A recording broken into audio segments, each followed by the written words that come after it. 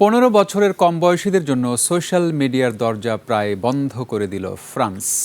শিশু কিশোরদের মানসিক স্বাস্থ্য, অনলাইন নিরাপত্তা এবং অতিরিক্ত স্ক্রিন টাইম নিয়ে উদ্বেগের মধ্যে ইউরোপের প্রথম দেশ হিসেবে কঠোর আইন পাশ করেছে দেশটি।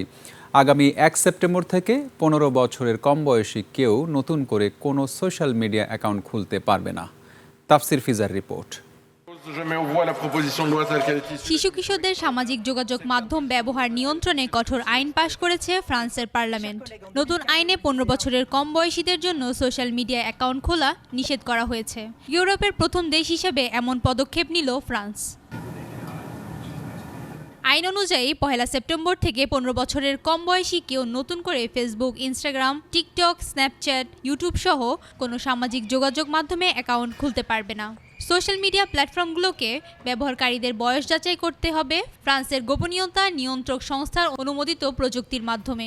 আগে থেকে থাকা অ্যাকাউন্টগুলো নির্ধারিত সময়ের মধ্যে যাচাই প্রক্রিয়ার আওতায় আনা হবে।